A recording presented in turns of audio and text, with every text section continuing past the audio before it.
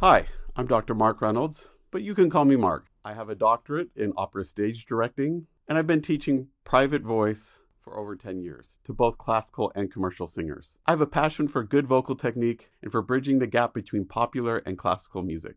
It's Fan Friday. So excited that it's Friday. Hopefully you are too. For those of you who haven't watched the other Fan Friday clips, this is how it works. I watch a compilation video. Between each section, I comment about what I'm seeing for better or for worse. I view them as a teacher, and if they're in my studio, what I would be working on next or wanting them to continue doing that is really successful. I'm not trying to judge them as artists. I'm purely imagining what I would work with them on if they were coming to me wanting to improve their art. Today, I'm going to be reacting to and analyzing the top 7 times singers made high notes even higher, hardest live vocals. The question that I'm going into this video with is higher better? Is there something about making higher and harder that makes the song better or makes the artist more impressive or a better performer? Let's see. Tell me what you think. I'd love to hear what you have to say. Comment down below. Don't forget to click like and subscribe. Here we go.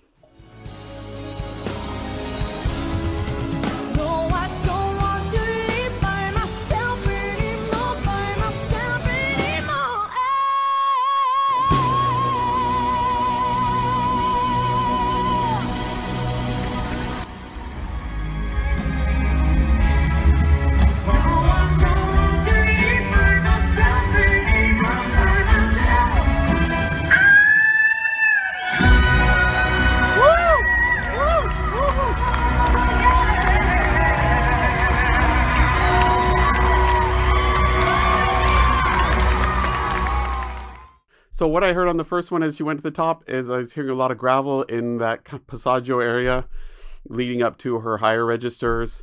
In the second one, I heard that a little bit too, but when she really had to go to for the high note in the second one, all of a sudden the gravel went away, it got really clear, and those teeth came out, she dropped the jaw, it got relatively easy, she wasn't pushing at it, she's keeping that consistent airflow. Great. I don't find one really makes her better over the other. I actually liked the first one a little bit better. It seemed a little more genuine to the song. The second one, to me, felt like it was just showing off fireworks and that it was being impressive for impressive sake. But for the audience standpoint, does that make it more exciting? Sure, especially if it's a diehard fan that knows that she's doing something new and unique. And to be able to keep a performance live, sometimes a performer needs to do something that's different and makes a song new in a way that the audience hasn't heard before, especially if it's such a well-known song. So do I like both of them? Yeah, I think it's awesome. Do I think we lose something by the high notes? No. Do I think we really gain something? Not, other than it makes the two videos different. Is it a little more impressive? I guess maybe.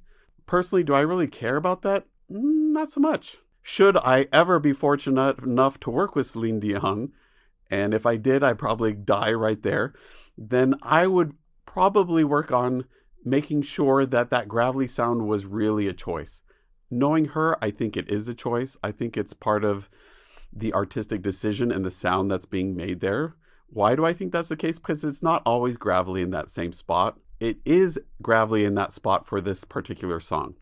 So is there something wrong there? No, but I'd want to double check and just make sure that we hadn't made a habit of making that growly kind of rough sound there all the time. Does that mean that growly rough sound that we hear in there, that kind of grittiness in the sound, is bad by default or should never be done and is very bad vocal technique? No, but it is a sound that should be used sparingly. Anytime we sing, we're spending vocal capital. It means that we're putting wear and tear on our voice. Does that mean that we shouldn't sing or make that sound? No, but different sounds and different ways of singing cost more vocal capital for the time that we do it. When we're singing with a microphone, we can get away with a wider variety of vocal sounds and colors because we don't have to put the dynamic level behind it. We don't have to put the stress that comes just by singing loud. If we're to make those same sounds like in an opera where there isn't a mic, then it's going to cause more damage because we have the louder dynamic element in it as well. We're having to sing louder, and singing louder causes vocal capital, and so does making some of these sounds. So since we're singing with a mic, we can sing relatively easy, get away with some of these sounds without causing too much vocal capital. That said, we really need to pace ourselves and be judicious about when we use those sounds that we can feel cause us some vocal capital. Are there techniques and tips to make them cost less vocal capital? Yes, there are. And we have been talking about those and we'll continue to talk about some of those. But still, we need to be aware that those can. So, that said, let's see what Ms. Grande does here in her 2 videos.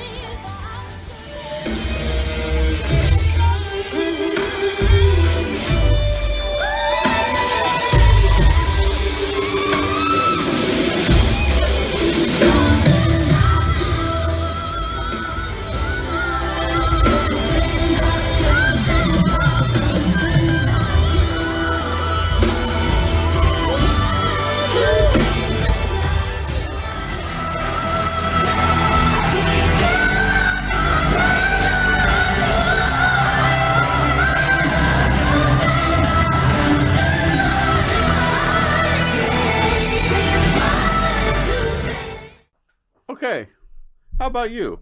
Did the harder one make for a better performance in your mind? Did you like one over the other? I like them both. They're just different for me. I don't think one was necessarily better than the other one way or the other. It looked to me like she's just doing what she normally does. If she was in my studio and we were working together, I think there's a lot that's going on that's really easy. And the first video was nice because we had those bigger than life videos up behind her where we could see what was going on with her face. The jaw looked relatively relaxed. The mouth looked like in its great position and she was singing relatively easily. I think from what I was hearing in both videos, especially she got up into that passaggio or the area where the voice can want to break, that it got a bit unstable, that it seemed like she was pressurizing the bottom a little bit and trying to compete with the band rather than trusting her mic to do its job. The first performance to me seemed a little more engaged with her body, a little more honest. The second one, I was kind of distracted by the costume and the earmuffs. It made it kind of hard to watch everything else and to pay attention to what was going on. So, for better or for worse, that's what I'm seeing.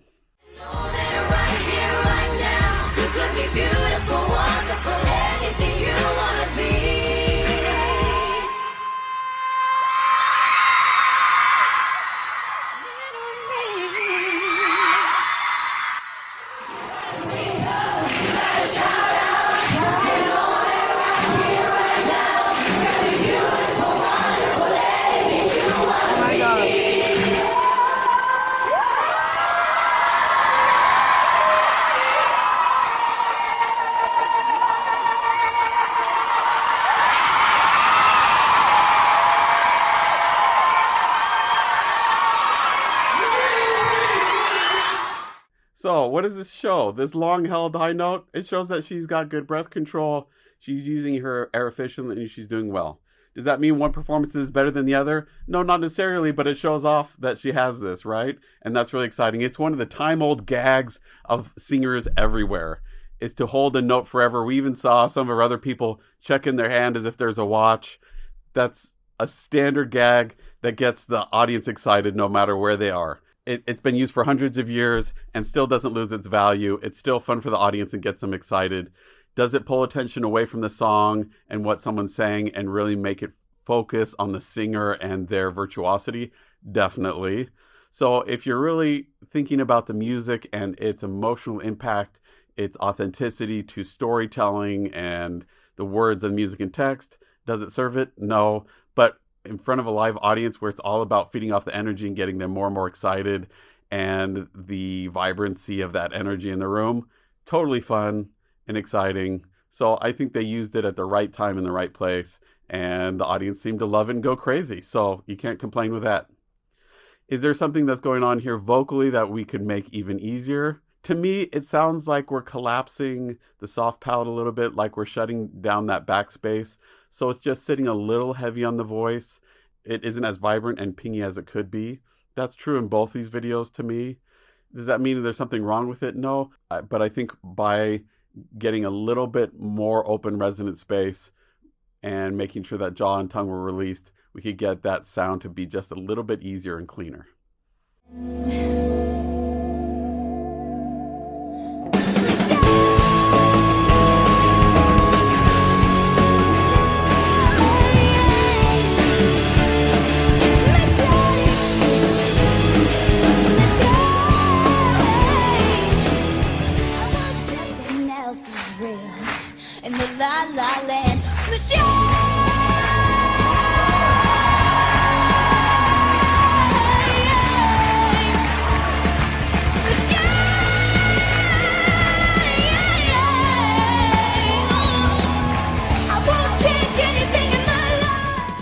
Okay, to me there, the harder was not better.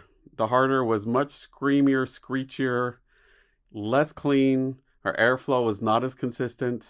There's a lot more tension. She's spending a lot of vocal capital up there on the top where she didn't need to, and it was a detriment to her sound. To me, the first one was much better technically, and consequently, to my ears, it was much better as well. Meaning, if you watch that first video, it was gorgeous. Her air use is consistent. That jaw's down and relaxed. The tongue is nice and forward and passive. It's really smooth and consistent and still really expressive. The second one here, it just sounded like she was over singing. She's pushing too hard. She's working too hard. She's competing with the band instead of letting the mic do her job. And it just didn't work so well for her. So to me, in this case, harder, higher was not better. Why don't you care? I gave you all of me, my blood, my sweat, my heart, and my tears. Why don't you care? Why don't you care? Why don't you care? I gave you all of me, my blood, my sweat, my heart, and my tears.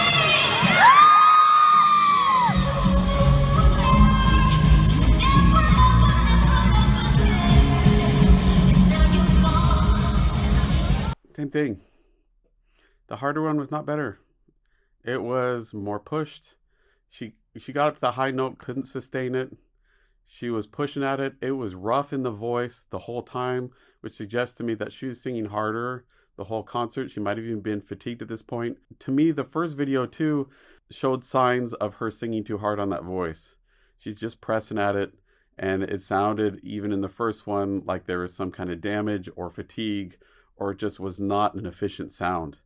There's a lot more gravel and white noise in there than it needed to be. It could be attributed to her style and singing, but as a voice teacher, if she's walking in, I would be seriously concerned for the well-being of her voice and the longevity of her voice and how long she could last in a career. So, for example, we're about to watch Mariah Carey.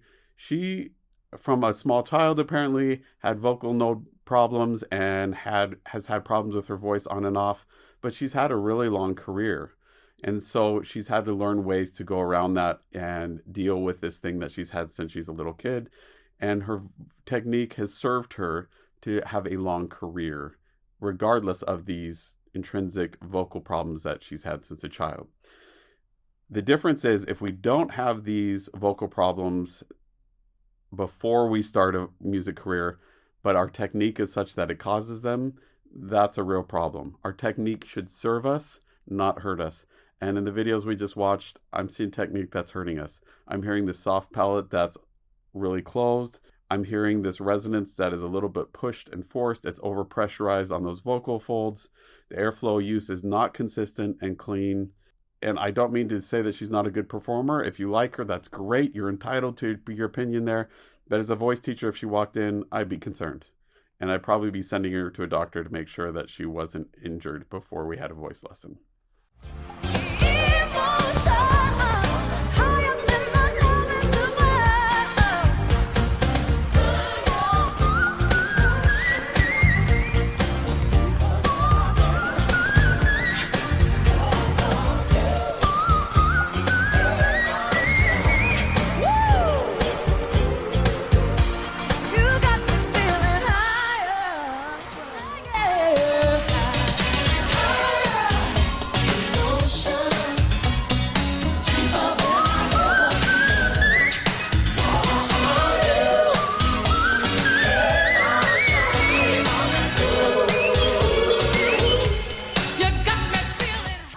Okay, with Mariah, was higher and harder better? I don't know if it's better, if it made the performance better or not. It did make for more variety in the song. I thought it was impressive. Wow. Knowing what that means to be able to do those staccato notes with some of that extra ornamentation. Yeah. How cool is that?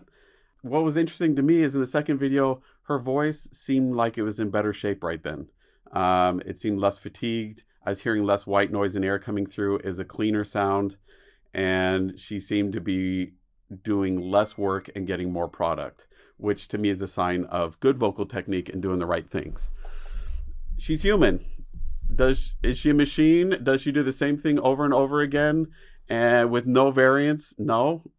Day-to-day things do change, but her technique is really consistent. Obviously, she's one of the top pop icons and idols in the world, and there's a reason for that. She's absolutely amazing. So what do you think? Is higher better? Is harder better? Does it make for a better performance? To me, no, it doesn't. Sometimes it makes for a worse performance. It draws attention to the voice instead of the things that really matter. To an audience, the things that really matter usually are that the singer is really connected with what they're saying and the emotion that the music is portraying, and that we really believe them and that they're really engaged in that communicating. Can the high stuff be impressive? Is it fun? Is it great? Can it give us variety? Of course. Can it make things really exciting? Sure it can. Is sometimes it just about showing off the singer? Yeah, and sometimes that's what we want to see. And can be really fun to watch our favorite singer do something even more amazing than we thought they were capable of doing. To me, the big danger as a voice teacher is having students walk in thinking that a higher note is by default harder. It shouldn't be. If we're singing vocally and balanced, singing higher should not be more effort and more work. If our technique is solid, it should be more like we're walking further to the right of the road or to the left, not like most people think of higher and lower notes, like if we're going up to a higher note, like we're going uphill and having to work harder and strain and stress at it, and as we come downhill, we can just be lazy and let it go. Not the case. It should just be consistent in our voice, nice and balanced all the way through, keeping it easy here in our throat. We have to do a lot of work in our mind, a lot of work in stretching here in our mouth, in this resonant space, a lot of mental work in keeping this jaw and tongue released, a lot of work down here with our breathing apparatus and making sure that we're staying suspended. But in terms of higher or lower notes, they all take energy and work, and our idea of walking in and somehow thinking higher notes should be harder and more impressive and that we should have to work harder at it just makes us tense up and be scared of them instead of just being relaxed and thinking it's just another note. A high note versus a low note versus a medium note, they're all just notes, and we need to use the same technique to keep things consistent and comfortable. Are there things we need to slightly modify and adjust as we go through different parts of the voice? Definitely. Are there things that we need to do and adjust different vowels and dynamic levels? Definitely. But in general, we want to keep that foundational technique the same. If you want a voice lesson, a performance coaching, want me to work with you or your band to help you sing easier and to perform at a more consistently high level, book a time with me at mrperformingartstudio.com. I look forward to working with you online.